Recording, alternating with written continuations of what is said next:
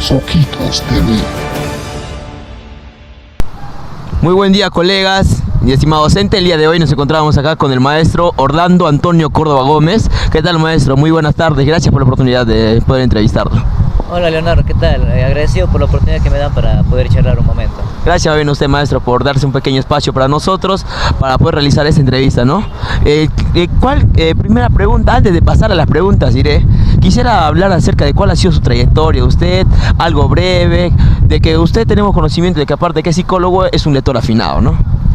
Bueno, sí, mi experiencia es un tanto desordenada, en el sentido de que yo terminé la universidad, empecé a trabajar, comencé en el ámbito educativo, psicólogo educativo, luego un tiempo trabajé como psicólogo social en una ONG, luego muy poco tiempo, esto sí, un par de meses nada más, trabajé como psicólogo clínico, solo que me di cuenta que no llegar a las personas es un poco difícil, o al menos para mí se tornó difícil. Entonces luego regresé ya al ámbito educativo, en el que me he mantenido prácticamente los últimos 6 años enseñando psicología. Y respecto a la lectura, sí, me encanta leer libros de cualquier tipo, no solamente literatura, ¿no? Ciencias, historia, todo esto. También quise alguna vez ser literato, también quise postular en la San Marcos específicamente, pero las oportunidades en ese tiempo no encajaban, así que postulé para psicología, que también era lo que me gustaba. Excelente, maestro, muchísimas gracias por la información, y creo que el amplio conocimiento y experiencia que usted tiene como psicólogo y también como maestro educacional del área de psicología nos va a servir bastante para las preguntas que vamos a hacer a continuación, maestro. Entonces empezamos ahorita con la primera pregunta, que es: ¿qué estrategias puede aplicar el docente para promover una conducta positiva en los estudiantes y lograr un aprendizaje fortalecido? Muy bien. En los últimos años, dentro de las neurociencias, dentro de la psicología, hay una teoría acerca del aprendizaje por placer, que lo postuló principalmente Francisco Mora, este neurocientífico español. Tiene, mira, varios libros. El que yo leí es Neuroeducación, simplemente. Luego hay Cómo formar neuroeducadores, tiene otro libro. Ya, la cuestión está que actualmente, a la luz de las neurociencias, es necesario aplicarlas a nuestra estrategia de enseñanza. ¿Para qué?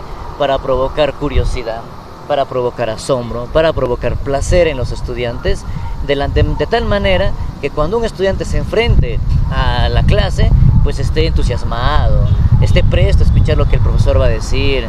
Ahora, te comento en qué sentido. No sé si la profesora que me enseñó a mí en este caso sabía de eso, hace ya muchos años atrás, claro, pero ella lo aplicó muy bien, sin saber en todo caso.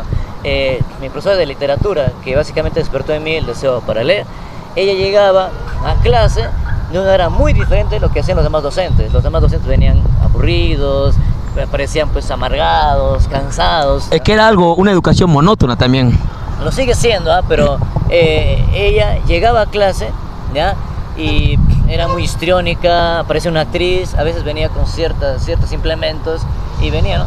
Hoy día vamos a hablar de la Ilíada, ¿no? Y empezaba pues a hacer sus movimientos, levantar la voz. Significaba bastante bien. Entonces, eso es contar historias. Yo creo que cuando nuestros ancestros se reunían a contar historias, lo hacían así. Claro. Incluso levantando la voz, utilizando un instrumento. Y por eso las historias han calado bastante hasta el día de hoy. Y por eso hasta el día de hoy los chismes suelen ser más atractivos que la clase que te da tu profe, porque está lleno de emoción. Porque llena el interés, el ojo visual. Claro.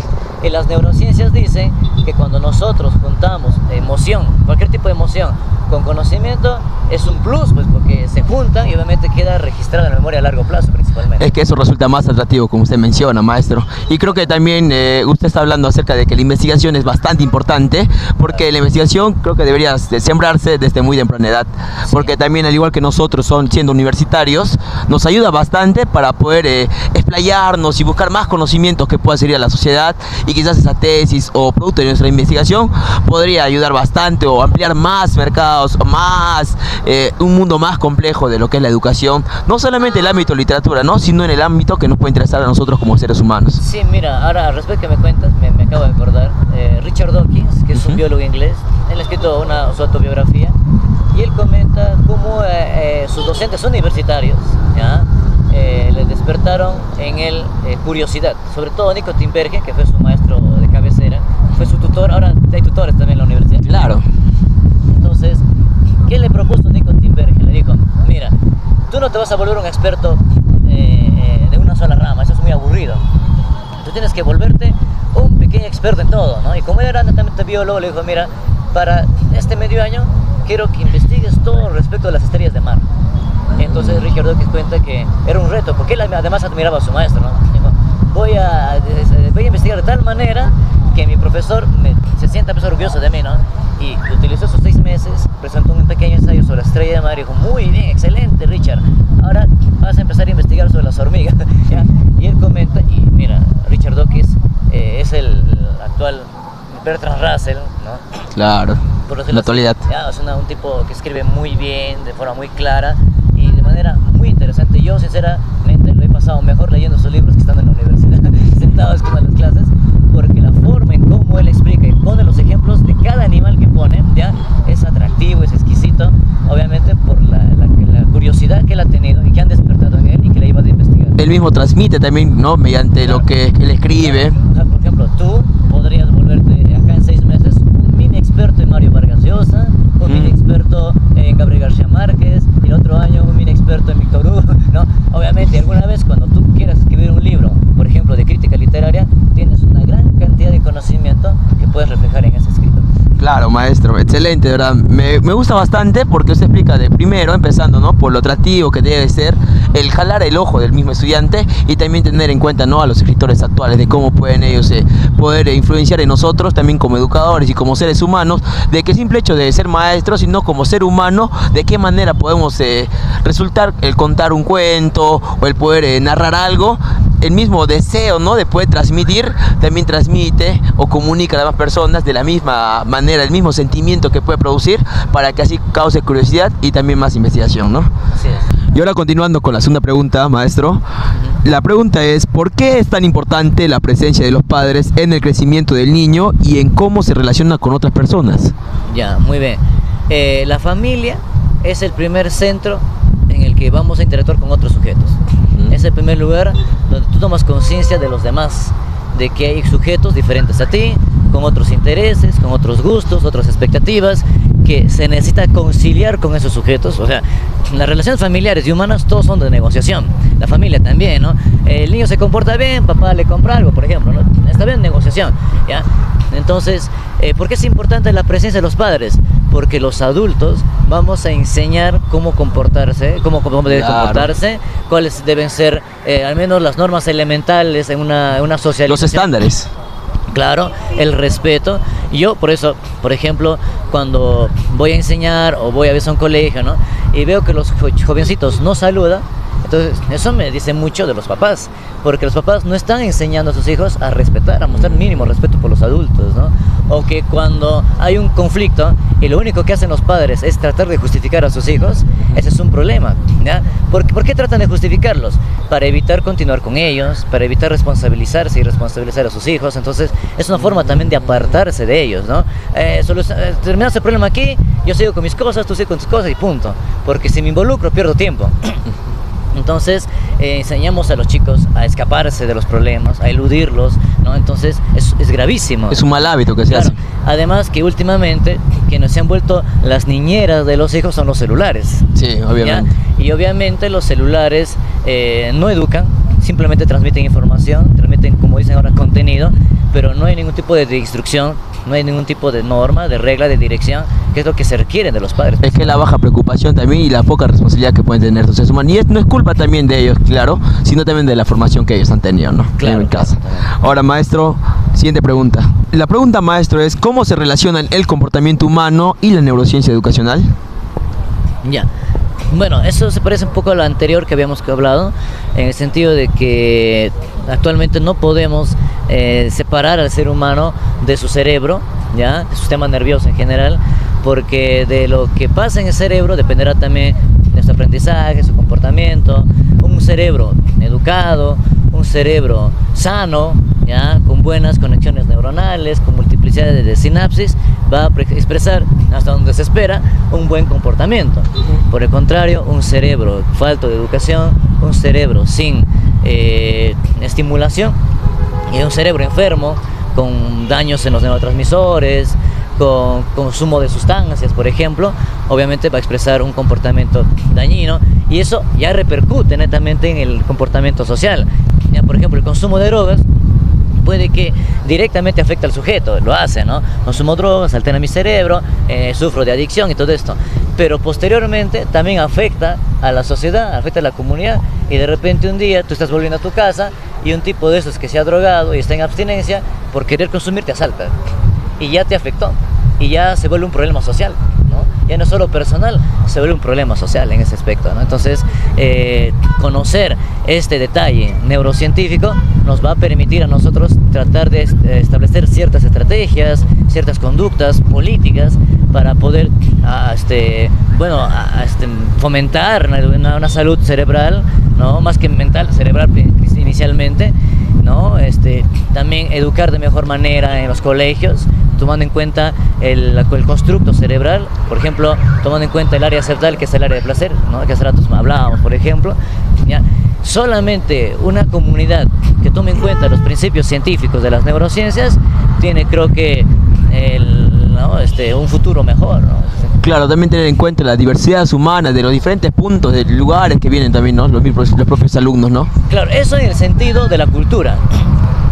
Pero el cerebro, que es lo que hemos preguntado en neurociencias, el cerebro básicamente es el mismo en todos, ¿no? Nuestras estructuras neuronales son semejantes, son parecidas, se estimulan igual, sufren por lo mismo, se activan las mismas redes neuronales. Entonces, cuando aprendamos esto, ¿ya? Va a haber una forma también muy interesante de trabajar, ¿no? O sea, buscando activar las mismas redes, utilizando estrategias de curiosidad, de una educación fomentada más bien en la investigación, en la participación, no solamente en la imposición, por ejemplo, ¿no? Claro, porque también tenemos que tener en cuenta, ¿no, maestro? Que a veces de esa manera, nosotros como educadores vamos a poder saber de qué manera llegar al alumno también. Sí, el educador debe estar preparado en neurociencias. Eso al menos defiende Francisco Mora, ¿no? Claro, interesante, maestro. Muchísimas gracias. Ahora pasamos a la última pregunta. ¿De qué manera los neuromitos afectan a la educación y cómo podemos identificarlos y corregirlos en la práctica docente? Ya, muy bien. Bueno, mira, comienzo por lo último. La única manera de identificarlos es investigando y aprendiendo, leyendo libros, ¿ya? Más si uno no ha sido preparado, por ejemplo, en el ámbito de neurociencias, va a tener que buscar una guía, ¿no? ¿Ya? Ahora, y obviamente hay que también eliminar nuestros propios neuromitos. Quién sabe si por ahí hay algún docente que siga creyendo que dormido puede aprender, ¿no? O sea, no hay un neuromito que dice, por ejemplo, que mientras uno duerme y pone, por ejemplo, un audiolibro, por ejemplo, un libro de finanzas, o pone un audiolibro sobre literatura, está aprendiendo mientras duerme, porque todo va al inconsciente, ya. Eso es falso. Uno cuando duerme, todas sus capacidades conscientes ya se desactivan y solamente está activo las funciones automáticas. Entonces no hay posibilidad de que alguien pueda aprender dormido, ¿ya? Entonces, digo, ¿no? Entonces, para que un maestro identifique estos neuromitos, primero tiene que leer, tiene que investigar. Es la única manera, no encuentro otra, ¿no? Ahora, ¿cómo afectan? Porque obviamente nos hacen creer, ¿ya?, que el cerebro funciona de maneras que no funcionan. Actualmente, este siglo se le puede llamar el siglo del cerebro también, porque hay una gran, ¿no?, interés por el cerebro. Los libros que se escriben sobre el cerebro son innumerables. Tú entras a Busca Libre, ¿ya?, pones cerebro, te sale una gran cantidad de libros. Muchos de ellos sinceramente no sirven para nada, ¿ya? Muchos de ellos, algunos sí son interesantes, ¿no?, de historia, de funciones neuronales, ¿ya? Pero hay libros que te dicen, ¿no?, cómo potenciar el cerebro de tu hijo, ¿no?, en un 100%. Y uno abre el libro y viene con el mito de que nosotros solo utilizamos el 10% de nuestro cerebro, ¿ya? Entonces hay la posibilidad de que el 90% lo utilicemos, no sé, haciendo una especie de ejercicios y haciendo una especie de malabares. Se cree que vamos a activar el 90% faltante. Eso obviamente es un neuromito. Las únicas personas que utilizan posiblemente un 10% son los que están en estado vegetativo, porque obviamente para que lata su corazón y para su proceso digestivo, ¿no? Pero todos los que estamos sanos utilizamos un 100% de nuestro cerebro, porque si no, no estaríamos ni hablando ahorita, no estaríamos ni pensando, ni reflexionando, ni tú me estarías preguntando, ni yo respondiéndote, estaríamos limitados en ese punto, ¿no? Ahora, otro neuromito muy difundido, ¿ya?, o al menos yo no sé si ya se habrá desaparecido, pero muchos también creen esto, es el dominio cerebral, el dominio de ciertos hemisferios cerebrales. Es cierto que tenemos dos hemisferios, derecha e izquierda, ¿ya? Y es cierto que Roger Wolcott Sperry y su discípulo Michael Gazzaniga descubrieron que cuando se hace un corte en el cuerpo calloso, cada hemisferio parece tener vida propia. Eso es verdad. Pero de eso no podemos extrapolar que nosotros vamos a ser dominados por alguno de estos cerebros. ¿Por qué te digo? Porque hay gente que te dice, seguramente tú eres más emocional, por lo tanto te domina tu hemisferio derecho. Seguramente tú eres muy racional, a ti te domina tu hemisferio izquierdo. Ya, eso es absurdo. Todos en un momento determinado estamos juntando ambos hemisferios para poder hablar. Y por ejemplo ahorita, yo estoy hablando y netamente sabemos que el hemisferio izquierdo es el lingüístico, pero el tono con el que te estoy hablando y el sentido, incluso la expresión con la que te hablo, lo domina el derecho. O sea, hay una interacción entre ambos hemisferios para poder, claro, para poder hablar. Y cuando, por ejemplo, yo quiero ser artista y la capacidad artística se encuentra supuestamente en el derecho, ¿ya? Para que yo pueda hacer los cálculos de una pintura, hacer el bosquejo como los hacía por ejemplo Leonardo, Miguel Ángel, necesito mi parte más lógica y medible, que está en mi hemisferio izquierdo. O sea, es una interacción entre ambos. Ahora, lo que sí sucede es que las mujeres, curiosamente, tienen más cuerpo calloso que los varones. Eso sí es cierto, ¿ya? Y es por eso que las mujeres tienen que unir, obviamente, y expresar sus emociones y tienen que verbalizarlo. Los varones tenemos una dificultad ahí, que tenemos emociones también, claro, pero para verbalizarlos somos mucho más complicados, ¿ya? O sea, ¿por qué a las mujeres es más fácil? Porque al tener una conexión abundante, un puente más grande entre el izquierdo, que es el lingüístico, y el derecho, que es emocional, obviamente saca, ¿no? Mira, me siento molesta, que no me gusta, que tal y cual cosa. Un varón tiene un número limitado de cuerpo calloso, de estos axones, y obviamente siente algo, quiere decirlo, y no sabe cómo decirlo. Eso sí es cierto, pero no en el sentido de que uno domina más que el otro, ¿no? Bueno, y otra cosa más, ¿ya? Con eso termino. Por ejemplo, el neuromito de que escuchando música clásica podemos aprender más y mejor. La música clásica está bonita, Mozart, incluso Mozart, ¿no? Mozart está hermoso, Beethoven, Vivaldi, todos estos señores. Claro. Por último escuché a Bach y tocaba muy bonito, pero eso no nos puede llevar a decir que la música clásica mejoraría tu estado de aprendizaje. O lo simularía, no, quizás, ¿no? Claro, claro, ni tampoco, ¿no? Porque obviamente se han hecho experimentos, han seleccionado un grupo de estudiantes que estudiaban escuchando netamente música de Mozart, y otro grupo que estudiaba sin música, ¿ya? Cuando los evaluaron, ambos grupos tenían el mismo nivel de rendimiento. Bueno, y eso se repitió en otros experimentos, con lo cual sabemos que la música está bonita, puede amenizar el estudio, pero no significa que va a mejorarlo, ¿no? O vas a tener rendimiento, ¿no? Claro. Entonces pierdes el tiempo, o sea, te dicen, oye, mira, yo te aconsejo que estudies escuchando música clásica. Lo mismo puedes escuchar rock and roll también, ¿no? Entonces no, te estás perdiendo el tiempo creyendo que escuchando una música vas a aprender más y mejor. Solo son mitos. Claro, solo son mitos, exacto. Listo, esta sería la última pregunta. Muchísimas gracias, maestro Orlando, por darse el tiempo de... No, gracias a ustedes por la oportunidad. Muchas gracias. Muchísimas gracias también. Eso es todo, Leonardo Abán. Muchas gracias.